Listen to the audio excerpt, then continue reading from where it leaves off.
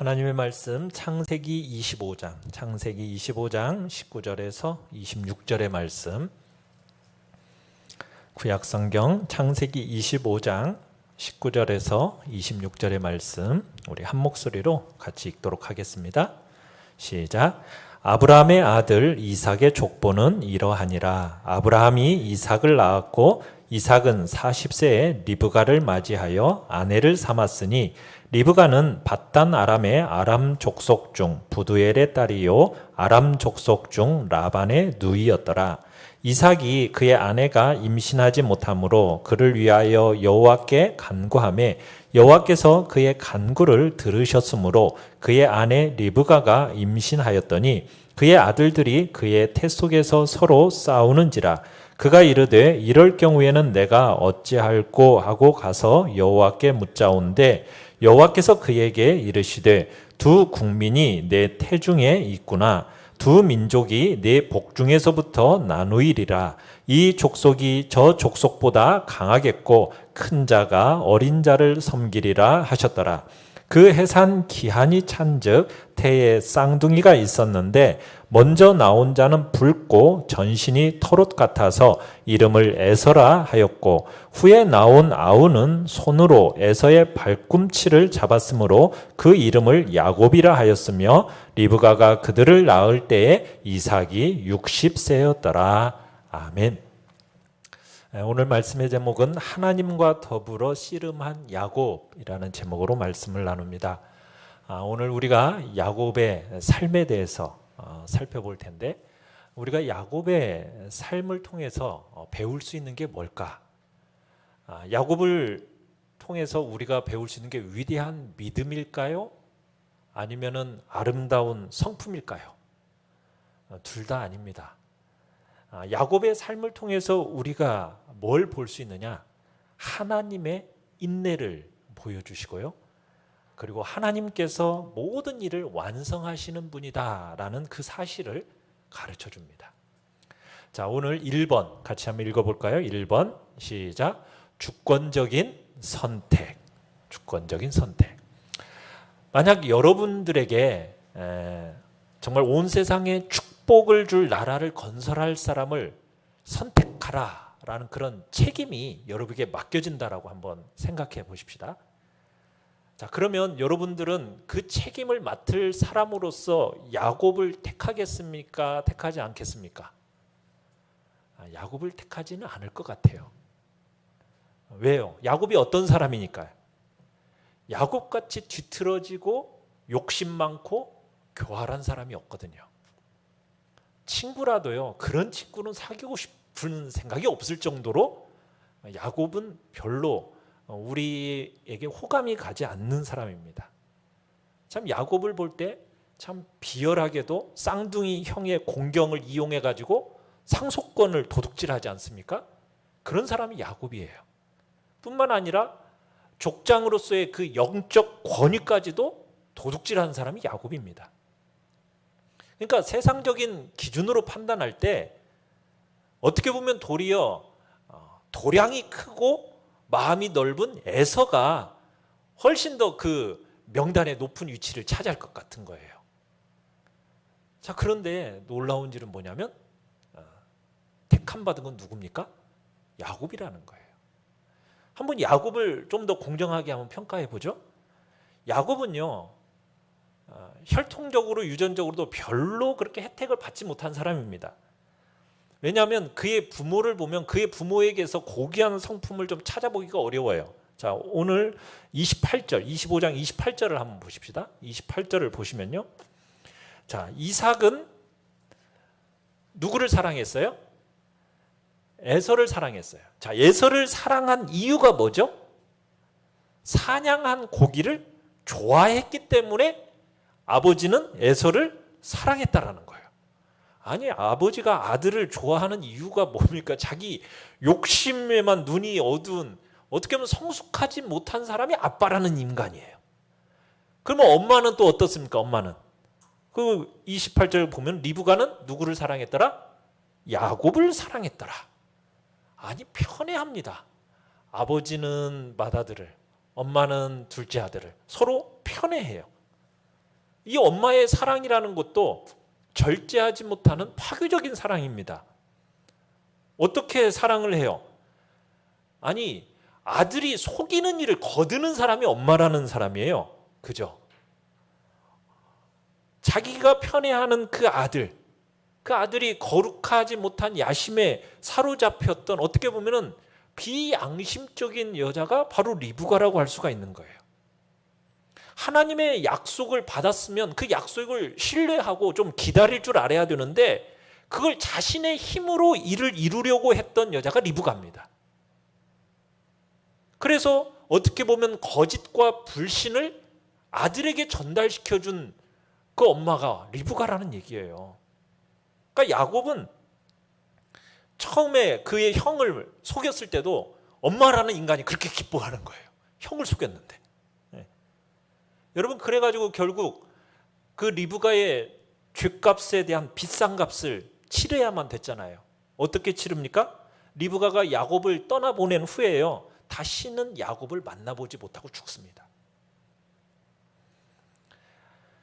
리브가가 아이를 낳기 전에 범상치 않은 사건이 있었어요. 오늘 우리가 읽은 22절 23절에 보면은 뱃속에서부터 막 싸운 거 아니에요. 그 쌍둥이를 낳게 되잖아요. 그런데서 하도 싸우니까 하나님께 여쭤본 거예요. 그랬더니 하나님께서 큰 자가 어린 자를 섬기리라고 하면서 이제 태중에서의 싸움이 결국 누가 나라의 설립자가 될 것인지를 알게 되는 그 하나님께로부터의 계시를 받았어요. 그리고 그 태중에서의 싸움이 정말 눈으로 이제 보이게 됐죠. 26절에 어떤 모습으로 보여졌어요? 에서의 발꿈치를 붙잡고 그 야곱이 태어나게 된 거예요. 자, 그런데 이 큰아들 에서는요, 육적인 것을 영적인 것보다 더 중요시했던 사람입니다. 자신의 어떻게 보면은 장자의 특권, 이 장자의 특권은 제사장적인 특권인데 그 특권을 가볍게 포기한 사람이 또 에서예요. 그래서 32절을 보시면은 에서가 뭐라고 하면서 얘기를 하냐면, 내가 죽게 되었으니 이 장자의 명분이 내게 무엇이 유익하리요? 그러면서 에서는 자기가 태어나면서 얻은 이 권리를 가볍게 여겨버린 거예요. 그러면 데다가 또 이 쌍둥이 형제 중에 이 하나는 어때요? 이 형제가 배고파하는 것을 이용해가지고, 비열하게 이용해가지고 장자권을 얻고자 하는 거예요. 다른 하나는 소중히 여겨야 할 것을 가볍게 여겨버리고, 한 놈은 비열하게 이용해가지고 그걸 얻어내고. 참, 그런 집안, 한번 내 사람 한번 생각해 보십시오. 이런 콩가루 같은 집안이 어디가 있어요? 그런 집안에서 무슨 위대한 것이 나올 수 있겠습니까? 아버지를 봐도 그렇고 어머니를 봐도 그렇고 두 형제를 봐도 그렇고 도대체 무슨 위대하고 복된 것이 나올 만 하겠냐는 거예요.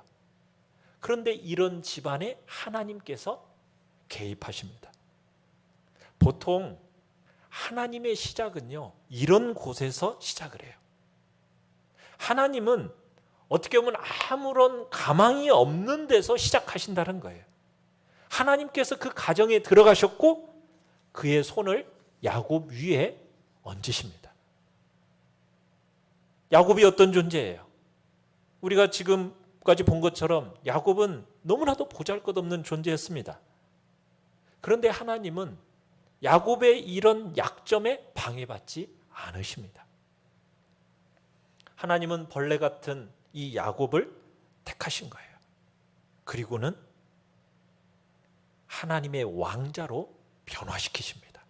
우리가 그걸 보게 되는 거예요. 야곱의 성격이 얼마나 삐뚤어져 있습니까? 이 모습은요, 가장 연약한 자녀를 향하신 하나님의 태도와 은혜를 보여주는 좋은 신뢰가 되는 거예요. 만약 하나님께서 정말 자기를 섬기도록 강하고 고귀하고 여러분 똑똑한 사람만 택하신다, 여러분 그러면은 대다수의 그리스도인들 중에 하나님의 택함 받을 사람이 있어요, 없어요? 다 실격이죠. 다 실격이에요. 비록 우리가 야곱 같은 사람이라 할지라도 다 야곱 같은 거죠. 그런 사람들을 하나님은 택하여 부르시는 거죠. 하나님의 속성이 어디에서 잘 드러나느냐?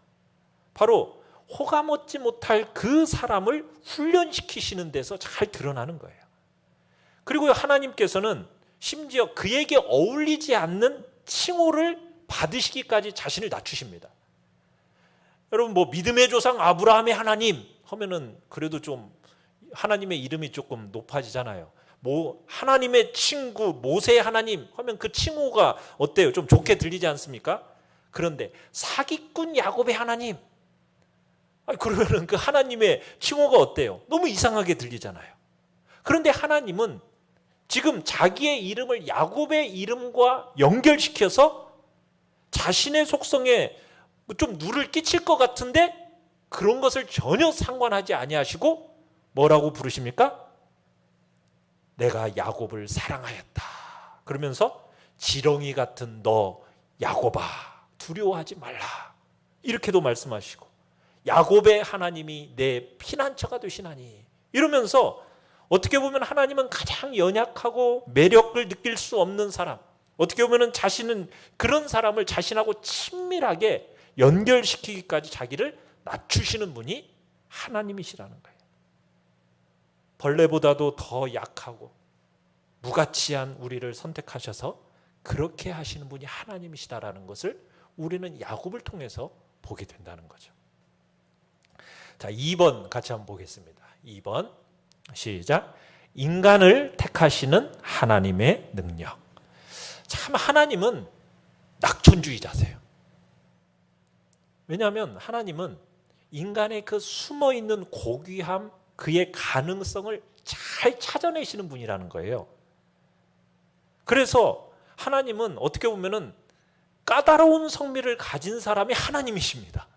또 비뚤어진 인격을 가진 사람이 하나님이세요.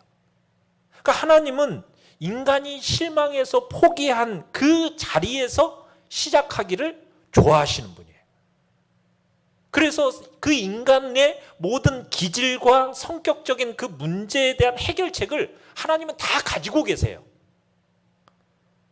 그리고서는 그 삶의 자리에 하나님이 들어가셔서 철저히 근본적으로 그 기질과 성격적인 문제까지 다 처리해 주십니다. 여러분이 그 문제를 한번 하나님 손에 맡기면은 하나님이 자신의 모든 사랑과 은혜를 다 동원해 가지고 하나님이 다 어떻게 해주세요?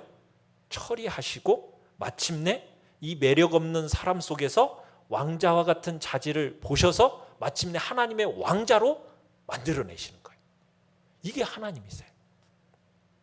그러니까 지금 하나님께서 야곱을 택하신 게 그의 공로에 의해서 택함 받은 겁니까? 아니잖아요. 태어나기도 이전에, 그죠? 뱃속에 있을 때 이미 하나님의 선택을 받았어요. 하나님께서 야곱을 선택하시고 예서를 버리신 것이 변덕으로 인한 게 아니게요. 하나님의 식별력이었어요. 어떤 식별력이었냐면 야곱의 그 비열함과 이중성 뒤에 뭐가 있었냐면 영적인 것에 대한 순수한 열망을 보신 거예요. 그리고 영적인 역량이 그 안에 있음을 보신 겁니다. 계속해서 야곱은 불순종해요. 그렇지만 이 야곱으로부터 영적인 열망은 여전히 지속된다는 것을 우리가 보게 돼요. 여러분 에서라는 인물은요 어떻게 보면은 참 관대하고 외모적으로도 참 남성답고 매력적인 외모를 지닌 사람이에요. 그런데요 그 뒤에는 영적인 것에 대한 가치에 대한 멸시가 숨어 있어요. 그러니까 이 에서는 영적인 사역을 감당하는 것보다도요 감각적인 욕망의 만족을 더 좋아했더라는 거예요. 그러니까 하나님은 보신 거죠. 정확하게 보신 거예요.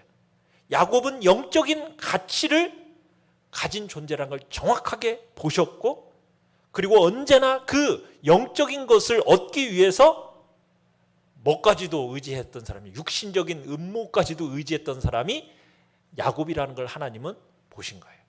그 속에 영적인 것에 대한 사모함이 있다는 것을 보신 거죠. 그러니까 명백한 약점이에요. 있어요. 야곱에게는. 그럼에도 불구하고 그 야곱의 영적인 열망은 하나님으로 하여금 끝없이 끊임없이 그 야곱을 추적하게끔 만들어 버립니다. 그래서 결국 그 성품 변화의 훈련에 대한 기초를 마련하시도록 만들었던 거예요. 그러니까 야곱의 그 실패에도 불구하고 거기에는 하나님에 대한 어떤 미미한 믿음의 흐름이 있었다라는 얘기예요. 야곱의 믿음이 결국 아버지의 축복을 원했잖아요. 그런데 두려움 때문에 책략을 썼던 것이고요. 그리고 그 믿음은 하나님의 뜻에 의해서 그의 것인 장자권을 원했지만 그 두려움은 그것을 비열하게 사기적인 수단으로 얻고자 했죠. 우리는 이 사실 속에서 자신의 약함, 자신의 실패, 여러분 그것으로 혹시 침울해 있는 사람이 있다면 우리는 야곱을 통해서 큰 위로를 찾을 수가 있는 거예요. 우리 인간의 본성은 그래요. 사람들 속에서 좋은 것을 찾기보다는 자꾸 나쁜 점을 봐요. 근데 하나님은 뭘 보신다고요? 우리의 좋은 점, 가장 좋은 점을 언제나 찾아내셔가지고 그것을 개발시키시는 분이 하나님이시다. 그러니까 하나님은 야곱의 그 성격이나 뭐 기질이나 이런 것들을 볼 때에는 정말 엉망이고 뒤틀려 있는데, 그런데 그 속에 영적인 열망, 그 마음속에 있는 열망을 아시고 그것을 개발시키기 위해서 하나님께서 역사하신 거예요. 그러면서 하나님께서 야곱에게 5번 나타나셨는데 그때마다 하나님께서는 타협하지 않는 그 자기 자녀의 실책을 바로잡아 주시면서 결국 마침내 시험에 합격할 수 있도록 또 다른 기회를 주시고 마침내 그렇게 야곱을 만들어 가신 겁니다. 자, 그러면 어떻게 하나님께서 추적하셨는가? 3번 불굴의 추적. 야곱의 이름의 의미는 약탈자라는 의미가 있어요. 약탈자. 그 약탈자라는 이름 뒤에는 어떤 의미가 들어있느냐면 단호하고 사정없이 따라가서 적을 덮어서 그를 넘어뜨린다, 이런 의미가 이 야곱의 말 속에 들어있습니다. 약탈자라는 의미가 그런 의미예요. 그러니까 이 말은 야곱의 생애가 어떤 생애인지를 좀 한마디로 표현해 준 거죠. 그러니까 그런 야곱이 적수를 만난 거예요. 그 적수를 만나서 마침내 그를 야복강에 던지신 하나님의 추적에 무조건 항복하고 말게 됩니다. 그러니까 하나님은 낙심하지 않으시고, 만약 여러분 하나님이 참지 않으셨다면 절대로 야곱은 하나님의 왕자가 될 수가 없어요. 그런데 하나님은 끝까지 추적하시고 그를 변화시키신 거죠. 자, 처음 그를 어디에서 만났느냐? 베델에서 만나요. 야곱을 하나님과의 만남이 베델에서 만나고요. 그리고 약 30년이 지난 후에 최종적으로 또 항복시키실 때 어디에서 결국 그를 항복을 시키시느냐? 베델에서 또 항복을 시키십니다. 자, 의미가 깊게도 같은 장소예요. 자, 하나님께서 야곱을 추적하신 4가지 사건을 우리가 구분할 수가 있는데, 첫 번째 사건은 뭐냐? 1번 베델에서의 사건입니다. 베델에서의 사건. 자, 창세기 27장으로 한번 가보십시다. 27장 27절에서 29절 보시면은 거기에 어떤 사건이 있어요? 야곱이 예서의 축복을 도둑질하는 사건입니다. 자, 그 도둑질을 하고 나서 그 다음에 야곱이 어떻게 하죠? 도망가죠. 자, 에서는 야곱이 도망친 것을 알고서는 화가 나가지고 이제 추격을 하려고 합니다. 자, 그래서 야곱이 도망을 가요. 도망가다가 처음 하나님을 만나게 됩니다. 자, 그곳이 어디예요? 자, 28장 12절. 자, 28장으로 넘어가서 28장 12절 우리 같이 한번 읽어볼까요? 28장 12절. 거기서 한 돌을 가져다가 베개로 삼고 거기서 자다가 12절 같이 한번 읽어보죠. 시작. 꿈에 본즉 사닥다리가 땅 위에 서 있는데 그 꼭대기가 하늘에 닿았고, 또 본즉 하나님의 사자들이 그 위에서 오르락 내리락 하고. 자, 사닥다리 위에 하나님 당신이 계셔서 지금 자격 없는 이 자녀에게 은혜의 말씀을 주십니다. 어떤 말씀을 주시느냐? 14절 15절을 보시면은 내 자손이 어떻게 될 거다? 땅의 티끌같이 되어서 모든 족속이, 땅의 모든 족속이 너와 네 자손으로 말미암아 복을 받게 될 거다. 그리고 15절에서는 뭐라고 얘기해요? 내가 너와 함께 있어서 네가 어디를 가든지 내가 너를 지켜주겠다. 그러니까 번영과 보호의 절대적인 약속을 주십니다. 그리고 자손을 세상의 모든 족속이 복을 얻으리라는 확신을 주신 거예요. 자, 그러면서 두려움에 가득 찬 야곱이 외치죠. 17절에 뭐라고 외칩니까? 두렵도다 이곳이여. 이것은 다름 아닌 하나님의 집이요 이는 하늘의 문이로다. 그리고서는 야곱이 서원을 해요. 서원을 해요. 자, 그런데요, 이 서원을 나중에 보시면 알지만 잊어버립니다. 근데 하나님은 서원을 잊어버려요, 안 잊어버려요? 안 잊어버리시죠. 자, 그리고서는 어디로 가요? 외삼촌이 있는 밧단 아람이라는 곳에 가서 이제 야곱이 생활을 하게 됩니다. 자, 밧단 아람에서의 야곱의 생활은 어때요? 기도와 경건의 생활을, 경건의 증거를 찾아볼 수가 있어요, 없어요? 없어요. 여전히 고질적인 물질주의자입니다. 그의 생각에는 가축이 최고예요. 뭐 우상을 섬겼다고 얘기하진 않아요. 그렇다고 하나님을 섬겼다고 말하기도 좀 애매합니다. 그냥 베델에서의 이 경험은 단지 희미한 추억일 뿐인 거죠. 우리가 종종 볼 수 있듯이 물질적인 번영이 있으면 영적인 번영은 어떻게 됩니까? 질식시키잖아요. 그러니까 가축의 수가 막 늘어나면서 하나님을 소홀하게 되는 수가 종종 있는데 야곱이 그랬던 거예요. 자, 그게 이제 밧단 아람에서의 모습이에요. 자, 근데 이제 두 번째 사건은 어디에서의 사건이냐? 이번은 브니엘 사건입니다. 브니엘 사건. 이 브니엘 사건은 야곱이 이제 거의 100세가 되었을 때 이제 일어난 사건인데, 자, 이 밧단 아람에서의 20년 동안 자, 누구를 섬기게 되죠? 외삼촌 라반을 섬기게 되잖아요. 자, 그런데 지금 야곱이 어떤 인간이에요?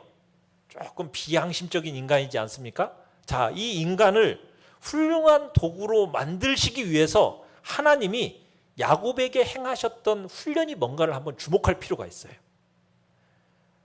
그 방법이 뭐예요? 그 옆에다가 어떤 인간을 붙여줘요? 더 까다롭고 더 욕심 많고 더 삐뚤어진 사람, 그런 사람을 야곱 옆에다 딱 붙여주시는 거예요. 그러니까 하나님께서는 야곱이 다른 사람을 통해서 자기 자신 속에 있는 그 가장 가증한 것을 볼 수 있도록 하셨다는 얘기입니다. 여러분, 하나님은요 지금도 그런 방법, 이 방법을 쓰고 계십니다. 그러니까 이 기간 내내 야곱은요 그 외삼촌 라반한테 거짓말에 속고 속임당하고 이 잔재주 싸움에서 정말 계속 밀리는 각축전을 벌인 것이 이 밧단 아람에서의 생활이에요. 결국에는 이 고된 훈련 덕택에 야곱이 변화되는 거예요. 여러분, 우리의 삶에 있어서 마음에 맞지 않은 무슨 가정 환경이라든지 또는 무슨 직장이라든지 조건이라든지 또 뜻이 맞지 않는 동료라든지 이런 게 좀 유사하게 설명이 될 수 있는 부분이에요. 우리에게 선택권이 있다면 우리는 언제나 정말 즐거운 생활 조건을 선택하고 싶어하고 또 내 마음에 딱 맞는 사람을 선택하고 싶어 하잖아요. 그런데 하나님은 우리에게 영원한 유익이 된다면요 현재의 고통을 아끼지 않는 분이 하나님이세요. 그 하나님의 사랑은 정말 강하고 신실하십니다. 우리가 연약할 때 여러분 그대로 두시는 사랑은 사랑이 아니죠. 우리는 그런 하나님께 감사해야 돼요. 여러분, 우리가 판단할 때 만약 야곱 옆에다가 정말 훌륭한 사람, 정말 마음이 온유하고 온당한 사람, 여러분 그 사람을 딱 붙여줬다고 한번 생각해 보십시오. 그러면은 야곱에게 그게 축복이었을까요? 재난이었을까요? 그건 끔찍한 재난이었을 거예요. 우리는 그래요. 훌륭한 사람이 내 옆에 있으면 내가 그 영향력을 받아서 내가 더 훌륭해질 수 있을 텐데, 우리는 그 훌륭한 사람에 대한 과대평가를 하는데 대개는 그렇지가 않아요. 반대 종류의 사람이 훨씬 더 우리에게 더 중요하다라는 거예요. 이런 경험을 하는 동안 하나님께서는 자기 자녀와 늘 함께 하십니다. 여러분, 라반 같은 사람, 그 사람을 옆에다가 딱 붙여두면은 얼마나 고통스러워요. 그렇지만 하나님은 어떻게 하시느냐? 31장으로 넘어가 보시면요, 31장 7절 31장 7절을 보시면 라반을 하나님께서 옆에 붙여놓으셨지만 금하셔서 야곱을 해치지 못하게 하십니다. 7절 한번 읽어볼까요? 시작. 그대들의 아버지가 나를 속여 품삯을 10번이나 변경하였느니라. 그러나 하나님이 그를 막으사 나를 해치지 못하게 하셨으며. 자, 그 다음 24절로 가볼까요? 24절 시작. 밤에 하나님이 아람 사람 라반에게 현몽하여 이르시되 너는 삼가 야곱에게 선악간에 말하지 말라 하셨더라. 자, 또 29절 시작. 너를 해할 만한 능력이 내 손에 있으나 너희 아버지의 하나님이 어젯밤에 내게 말씀하시기를 너는 삼가 야곱에게 선악간에 말하지 말라 하셨느니라. 그러니까 하나님은 우리의 라반이 우리를 해치지 못하도록 하나님은 어떻게 하신다고요? 딱 보호하시는 거예요. 라반이 자기 뜻대로 했으면요, 야곱은 빈털터리가 됐을 거예요. 그런데 하나님은 야곱이 부지런히 일한 대로 대가를 받도록 해주신 거죠. 하나님께서 이렇게 막 훈련을 시킬 때, 호된 훈련을 시킬 때, 그래도 야곱은 그 호된 훈련에서 도망치지 않았습니다. 이게 참 어떻게 보면 야곱의 성품의 위대한 힘이에요. 우리는 좋지 않은 환경에서 어떻게 하고 싶어요? 자꾸 벗어나고 싶어 안달하잖아요. 그것을 면하고자 애를 쓰잖아요. 여러분, 그런데요, 하나님의 훈련 중에 지름길이라는 건 없어요. 여러분, 지름길을 택하면요, 대단한 손실을 보게 되는 거예요. 그러니까 하나님께서는 우리에게 힘들고 어려운 사람, 그리고 어려운 기간, 이것을 우리에게 허락을 하시지만 필요 이상으로 허락하지는 않으십니다. 까다로운 사람들, 그 삶에 대해서 우리의 반응이 어렵더라도 바르게 반응하는 게 중요한 거예요. 그럴 때 우리의 인격이 온전해지고 경험이 풍부해지게 되는 거거든요. 그렇기 때문에 우리는 하나님의 훈련을 결코 거부해서는 안 된다는 얘기입니다. 자, 그리고 나서 이제 야곱이 아버지를 만나기 위해서 이제 집으로 돌아오게 돼요. 자, 집으로 돌아오는 길에는 또 어떤 일이 있습니까? 32장 6절 7절로 가보시면요, 32장 6절 7절에 보니까 야곱이 돌아온다는 얘기를 듣고 형 에서가 어떻게 오고 있어요? 400명의 부하를 거느리고 맞으러 온다는 얘기를 듣게 됩니다. 자, 이 얘기를 들으니까 야곱이 막 죄의식으로 인한 두려움이 막 그를 사로잡는 거예요. 형한테 잘못한 게 있으니까. 그래가지고 이제 야곱의 죄가 어떻게 보면은 죄를 범했을 때보다 더 무섭게 보이는 거예요. 그러면은 어떻게 해야 돼요? 베델의 하나님을 생각하면서, 그래, 하나님이 나를 보호해 주신다고 약속하셨으니 약속을 주장하면서 기도해야죠. 그렇게 했을까요? 안 했어요. 겁나가지고 막 기도를 하는 둥 마는 둥 하면서 어떻게 육신적인 방법을 의지합니다. 어떤 식으로요? 이전과 같이 어떤 어려운 상황을 벗어나기 위해서 음모를 꾸미는데, 그 음모가 뭐 거짓말이라기보다는 상대방을 달래기 위해서, 형을 달래기 위해서 선물을 잘 준비해가지고 가축대를 앞에 세워서 출발시키는 거예요. 자, 그러다가 32장 24절에 가보십시오. 24절 같이 한번 읽어보죠. 32장 24절 시작. 야곱은 홀로 남았더니 어떤 사람이 날이 새도록 야곱과 씨름하다가. 자, 이 밤이 결정적인 밤입니다. 자, 씨름을 시작하게 되는데, 이 씨름은 야곱이 시작한 게 아니에요. 누가 시작하신 거예요? 하나님이 시작하신 거예요. 야곱도요, 놀랄만한 저항력을 가지고 있었어요. 지금 아직도 자기가 자기의 삶을 혼자의 힘으로 살아가고 무사히 어려움을 넘길 능력이 있다라고 여전히 야곱은 생각하고 있는 거예요. 여태까지 항상 그래 왔거든요. 그런데 하늘의 씨름꾼 하나님께서 끈기 있는 압박이 계속되는 거예요. 이 축복하시고자 하는 그 하나님을 저항하는 겁니다. 막. 참 그게 심각한 일이죠. 야곱은 또한 강한 씨름꾼이긴 했어요. 그런데 결국 야곱이 어떻게 되죠? 패배를 당해요. 야곱이 굴복하려 들지 않으니까 하나님이 결국 어떻게 하세요? 평생 동안 다리를 절게 만듭니다. 어떻게 해요? 뭘 부러뜨려요?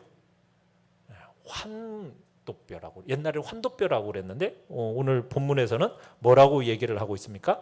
허벅지 관절이라고 얘기를 하고 있어요. 그 관절을 쳐버리는 거죠. 좀 하나님이 좀 일찍 쳐버리시지 왜 일찍 안 치시고 여태까지 참다가 이제 치셨을까?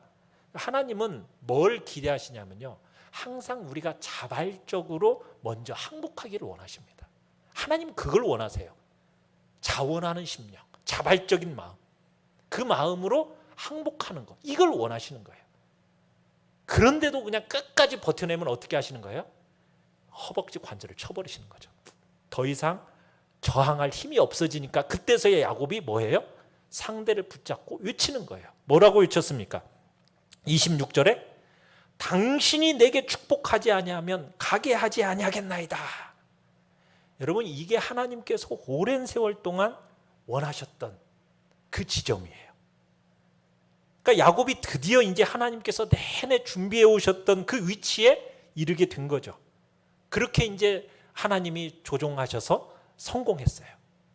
홀로 싸우다가 실패한 것을 통해서 야곱은 승리했던 때보다 더 많은 걸 얻게 됩니다. 여러분, 야곱의 이 허벅지 관절을 치신 의미가 뭐냐? 여러분, 허벅지 관절이라는 것은 사람의 몸에 있어서 가장 강한 부분이라고 그래요. 그래서 말이 똑바로 잡아당겨도요, 이 사지를 떼어낼 수가 없대요. 이 허벅지 관절을 할 수가 없대요. 근데 관절을 휘게 만들면 그게 이제 떼어낼 수 있다라는 거예요. 그러니까는 휘게 만드니까 순식간에 야곱의 몸이 막 중심을 잃어버리면서 다리를 절게 되고, 그리고 충만한 축복을 받기 위해서 자기 중심적인 삶을 이제 끝내야만 했던 거예요. 여러분, 우리가 정말 하나님의 충만한 축복을 받으려면은 자기 중심적인 삶을 포기해야 됩니다. 내려놔야 돼요. 끝내야 돼요. 이게 일반적으로 적용될 수 있는 영적인 원리입니다. 자, 이 사건에서 아주 중요한 요소가 있는데 그게 뭐냐면 그의 삶의 죄와 수치를 직면해야만 했어요. 뭐냐면 그의 이름이 마치 맷돌처럼 그 목에 걸려 있었거든요. 그 이름의 의미가 뭐예요? 사기꾼, 협작꾼, 야바이꾼. 이게 야곱의 이름의 의미거든요. 여기서 과연 벗어날 수 있겠느냐? 32장 27절에 질문을 던져요. 뭐라고요? 내 이름이 무엇이냐? 하나님이 딱 물으셨어요. 자, 그러니까 그때서 이제 뭐라고 답변을 해요? 야곱이니이다. 뭐래요? 찬탈자, 사기꾼입니다. 나는 찬탈자요, 사기꾼이요, 야바이꾼이요, 협작꾼입니다. 이 말 한마디 속에서 실패하는 그 생애의 본질이 집약되어 있는 거예요. 그러니까 하나님 앞에 자신을 드리는 이 근거가 된 이 고백을 한 뒤에 드디어 축복의 길에 들어서게 되는 겁니다. 그래서 이제 하나님이 축복을 주시죠. 28절 한번 같이 한번 읽어봅시다. 시작. 그가 이르되 내 이름을 다시는 야곱이라 부를 것이 아니요 이스라엘이라 부를 것이니 이는 내가 하나님과 및 사람들과 겨루어 이겼음이니라. 자, 이겼다. 여러분, 이긴 건가요? 이걸 이겼다고 할 수 있어요? 항복함으로 이긴 거예요. 항복함으로. 그러니까 하나님께서 지금 야곱의 성품의 그 완악함을 깨뜨리시는데 성공했던 거죠. 자, 그 다음에 세 번째 사건, 3번은 무슨 사건이냐면 세겜의 사건입니다. 세겜에서의 사건. 자, 하나님이 정말 자비하시게도 야곱이라는 옛 이름과 수치를 제거해 주셨어요. 그리고는 그의 새로운 이름을 주시지 않았습니까? 이스라엘이라는 새로운 이름을 주셨으면 새 이름에 맞게 살아야죠. 그러면은 새 이름을 받고 나서 새 이름에 맞게 살았을까요? 안 살았을까요? 안 살았어요. 여전히 그 타고난 의심, 술책, 이게 여간에서는 없어지기가 어려웠던 것 같아요. 그러니까 33장 13절부터 18절을 보시면은 에서가 같이 가자고 얘기하는데 에서에 대한 그 두려움으로 인해서 다시 한번 그 형을 속여요. 아, 제가 뒤따라 갈게요. 그리고서는 집으로 돌아가지 않고요, 세겜을 향해서 장막을 쳐요. 여러분, 이 거짓과 불신앙이 또 엄청난 대가를 지불합니다. 하나님을 신뢰하는 대신에 술책을 써가지고 공궁을 벗어나려 하니까 그 비극이 가족들을 삼켜버리게 돼요. 여러분, 그 뒤에 따르는 얘기가 뭐예요? 34장부터 나오는 얘기가 뭡니까? 하나밖에 없는 외동딸 디나의 강간 사건이고요. 그로 말미암아 세겜 사람들을 죽이는 살인 사건이고요. 그로 인한 두려움이 이야기해요. 야곱은 깨닫게 된 거예요. 아, 서원을 깨뜨린다라는 것이, 헌신을 망각한다는 것이 어떠한 대가를 치르는지를 깨닫게 된 거죠. 그렇게 하나님을 만난 지가 30년이 흘른 거예요. 여러분, 이 행동을 볼 때 이같이 완악한 사람을 버리는 게 마땅하잖아요. 그런데 하나님은 다행히도 사람이 아니시기 때문에, 하나님의 사랑에는 변덕이 없으시기 때문에 하나님은 그에게 다시 나타나셔서 확신을 주십니다. 35장 1절 같이 한번 읽어보죠. 35장 1절 시작. 하나님이 야곱에게 이르시되 일어나 베델로 올라가서 거기 거하며 내가 내 형 에서의 낯을 피하여 도망하던 때에 내게 나타났던 하나님께 거기서 단을 쌓으라 하신지라. 자, 그러면서 두 번째 베델의 사건이 이제 시작되는 거예요. 여기서 그의 생애 전환점이 일어납니다. 드디어 사랑의 아버지의 인내하시는 징계가 목적을 달성하게 돼요. 야곱은 우물쭈물하지 않습니다. 이제는 즉시 가족들을 불러 모으더니 서둘러 모아가지고 베델로 올라갑니다. 자, 그랬더니 하나님께서 하나님의 보호 아래 여행을 하게 돼요. 35장 5절을 보십시오. 35장 5절에 보면 그들이 떠났으나 하나님이 그 사면 고울들로 크게 두려워하게 하셨으므로 야곱의 아들들을 추격하는 자가 없었더라. 참, 죄의 그 대가가 그를 덮치지 않도록 하나님이 막아주신 거죠. 자, 베델에 딱 도착하니까 하나님께서 그곳에서 야곱을 기다리고 계셨어요. 35장 9절을 보시면 야곱이 밧단 아람에서 돌아오매 하나님이 다시 야곱에게 나타나사 그에게 복을 주시고. 참, 하나님께서 섭리 가운데 축복하시는 일에 결코 낙심이 없고 자녀들의 고집을 꺾을 수 있는 끝없는 자원을 가지고 계심을 우리가 보게 되는 거죠. 그리고는 다시 한번 야곱은 그가 완고하여서 방해했던 그 말씀이 성취되는 것을 듣게 됩니다. 10절 같이 한번 읽어보겠습니다. 10절 시작. 하나님이 그에게 이르시되 내 이름이 야곱이지만은 내 이름을 다시는 야곱이라 부르지 않겠고 이스라엘이 내 이름이 되리라 하시고 그가 그의 이름을 이스라엘이라 부르시고. 자, 이제 야곱이 그 새 이름에 맞게 특권에 합당하게 살아가게 됩니다.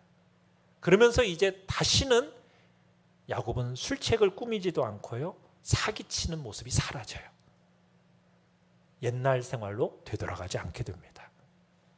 정말 하나님의 지금 훈련은 정말 효력이 있어가지고 벌레 같은 이 야곱을 결국 마침내 정말 아브라함, 모세와 나란히 함께할 믿음의 사람의 대열에 끼게 만들어 놓으신 거죠. 우리는 오늘 하나님께서 야곱을 훈련시키시는 걸 통해서 정말 사랑받을 수 없는 인간에 대해서 오래 참으시는 그 하나님을 보게 되는 거예요. 야곱은 정말 사랑받을 만한 자격이 없는 사람이었습니다. 그럼에도 불구하고 하나님은요, 끈덕지게, 그러면서도 타협함이 없이 그런 사랑을 아낌없이 야곱에게 부어주셨던 거예요. 야곱은 정말 부정한 사람입니다. 야비한 사람입니다. 어떻게 보면은 그러한 행동이 그의 인생의 가르치를 다 떨어뜨렸어요. 그럼에도 불구하고 하나님의 사랑은 변치 않으세요. 그렇다고 해서 그의 죄를 묵인했다, 간과했다, 그걸 말하는 건 아닙니다. 많은 세월 동안 정말 하나님은 야곱이 그 스스로 선택한 길을 추구하는 것을 허락해 주셨어요. 그 때문에 인간이 하나님께로부터 독립한다는 것이 얼마나 대가를 치르는지를 배우게 된 거고요, 제멋대로 하는 것이 얼마나 쓰디쓴 대가를 치르게 되는가를 교훈을 통해서 배우게 된 거예요. 오늘 이 세대나 다른 세대나 사람들 사이에 근본적인 차이는 없어요. 다 뭐 자부심, 뭐 돈, 야심, 이성 문제, 막 이런 시험들을 다 당하고 그 시험에 실패하는 경험들이 뭐 옛날이나 오늘이나 다 똑같은 죄예요. 그런 죄들이 막 우리 가운데 살아나서 힘을 발휘해서 막 우리들을 쓰러뜨리기도 하잖아요. 또 똑같은 비극적인 어떤 성격적인 결함이 일생 동안 마치 막 경찰견처럼 막 우리를 뒤쫓아오기도 해요. 막 그러면은 그것 때문에 우리가 잇따른 패배가 되면 막 소망이 마비가 돼요. 이런 모습 속에서 내가 뭐가 되겠나, 뭐가 뭐 변할 게 있겠나. 그러면은 이제 우리 마음에 이제 마귀가 그런 마음을 집어넣죠. 어떤 마음이요? 미래가 과거보다 결코 나아질 것 같지 않다라는 어떤 절망적인 메시지를 막 마귀가 우리 마음속에 막 집어넣어 주거든요. 그런데 우리가 이 야곱의 생애를 통해서 우리는 회복의 복음의 말씀을 듣게 하시는 거예요. 야곱의 하나님. 우리는 그 하나님이 실패하고 또 실패하는 우리 그리스도인들에게 계속 기회를 주시는 하나님이시다. 하나님에게는 그 실패조차도 새로운 승리를 위한 디딤돌로 사용하시는 분이시다. 하나님께서는 그 어느 것도 낭비하시는 일이 없으시다. 심지어는 실패조차도 중요한 교육적 가치를 지닐 수 있다. 이걸 우리에게 말씀하시는 거예요. 사랑하는 성도 여러분, 야곱의 하나님, 그분은 어떤 기질, 어떤 성품을 가진 사람에게도 희망을 가지십니다. 어떠한 과거의 실패도 그 사람의 가능성을 제거할 수가 없는 거예요. 하나님께서 우리를 구원하고 붙드시잖아요. 그러면요, 우리를 축복하시겠다는 그 한 가지 목적을 가지고 실망함이 없이 끝까지 우리를 추적하세요. 그리고는 마침내 우리 안에 있는 야곱이라는 것을 처리해내시고 그것을 처리하기 위해서 끊임없이 역사하시고 그리고는 마침내 하나님의 왕자로서 우리를 딱 만들어서 결국 믿음의 반열에 딱 세우시는 하나님, 그 하나님의 열심을 우리는 야곱을 통해서 볼 수 있게 되는 겁니다. 그러게 우리는 아무리 연약하고 흔들린다 할지라도 하나님이 결국 내 안에 있는 어떻게 보면 참 자그마하게 보이는 믿음, 영적인 열망, 이것을 귀하게 보시고 마침내 우리를 하나님의 영광스러운 복된 자리로까지 이끌어 가시는 하나님. 그러기에 우리는 좌절하거나 절망할 일이 없고 함부로 믿음의 사람을 정죄해서는 안 되는 것입니다.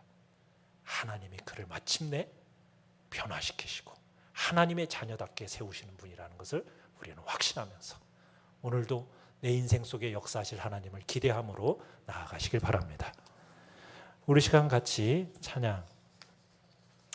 하나님은 한 번도 나를 실망시킨 적이 없으십니다.